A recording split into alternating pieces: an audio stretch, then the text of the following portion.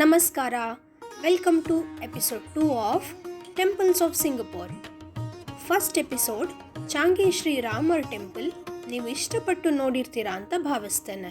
ಇವತ್ತು ನಾನು ಗೆಲಾಂಗ್ ಈಸ್ಟ್ನಲ್ಲಿರೋ ಶ್ರೀ ಶಿವನ್ ಟೆಂಪಲ್ ಬಗ್ಗೆ ಹೇಳ್ತೇನೆ. ಶ್ರೀ ಶಿವನ್ ಟೆಂಪಲ್ ಸಿಂಗಪುರದ ಅತ್ಯಂತ ಹಳೆಯ ಹಿಂದೂ ದೇವಾಲಯಗಳಲ್ಲಿ ಒಂದು. ಈ ದೇವಾಲಯದಲ್ಲಿ ಇರೋ ಶಿವಲಿಂಗ 1850 ಮುಂಚೆಯಿಂದಾನೇ ಸಿಂಗಾಪುರದಲ್ಲಿ ಪೂಜಿಸಲ್ಪಟ್ಟಿತ್ತು. ಇಲ್ಲಿನ ಶಿವಲಿಂಗ ಮೊದಲು ಪೊಟೊಂಗ್ ಪಾಸಿನಲ್ಲಿ ಇತ್ತು. ನಂತರ ಧೋಬಿ ಘಾಟ್ನ ಲೋವರ್ ಎಂಡ್ಗೆ ಸ್ಥಳಾಂತರವಾಯಿತು.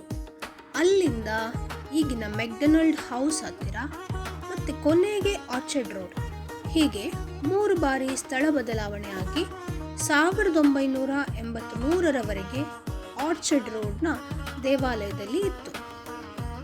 ಆಮೇಲೆ ಗೌರ್ಮೆಂಟ್ MRT ಸ್ಟೇಷನ್ ನಿರ್ಮಿಸಲು ಲ್ಯಾಂಡ್ ಅಕ್ವೈರ್ ಮಾಡಿದಾಗ ದೇವಾಲಯವನ್ನು ಗೆಲಾಂಗ್ ಈಸ್ಟ್ಗೆ ಸ್ಥಳಾಂತರಿಸ್ತಾರೆ.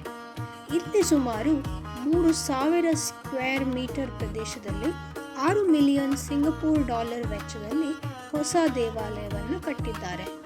ಮೇ 30, 1993ರಂದು ಪುನಃ ಪ್ರತಿಷ್ಠೆ ನಡೆಯಿತು. ದೇವಾಲಯ ಆಕ್ಟಗನಲ್ ಸ್ಟ್ರಕ್ಚರ್ನಲ್ಲಿದೆ. ಸೌತ್ ಮತ್ತು ನಾರ್ತ್ ಇಂಡಿಯನ್ ಆರ್ಕಿಟೆಕ್ಚರ್ ಬ್ಲೆಂಡ್ ಇಂದ ಸುಂದರವಾಗಿ ನಿರ್ಮಿಸಲಾಗಿದೆ. ಒಳಗೆ ಮುಖ್ಯ ದೇವತೆ ಶಿವ, ಜೊತೆಗೆ ಪಾರ್ವತಿ, ಗಣೇಶ, ಮುರುಗನ್ ಮತ್ತು ನಂದಿ ವಿಗ್ರಹಗಳಿವೆ.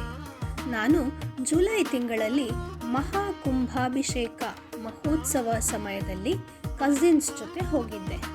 ಮಹಾಕುಂಭಾಭಿಷೇಕ ಅಂದರೆ ದೇವಾಲಯದ ಪುನರ್ ಪ್ರತಿಷ್ಠಾಪನೆ, ದೇವರ ಶಕ್ತಿಯನ್ನು ಪುನಃ ಆ ಸ್ಥಳದಲ್ಲಿ ಆವಾಹನೆ ಮಾಡುವ ಪವಿತ್ರ ವಿಧಿ. ಇದು ಸಾಮಾನ್ಯವಾಗಿ 12 ವರ್ಷಕ್ಕೊಮ್ಮೆ ನಡೀತದೆ. ನಮ್ಮಲ್ಲಿ ಬ್ರಹ್ಮಕಲಶೋತ್ಸವ ಮಾಡುವ ಹಾಗೆ.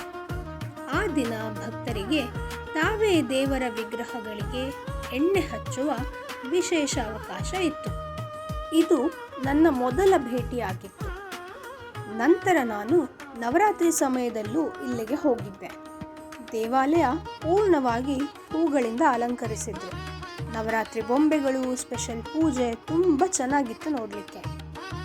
So this is the divine Shri Shivan temple, a peaceful and powerful place where faith, devotion and energy come together in the heart of Singapore.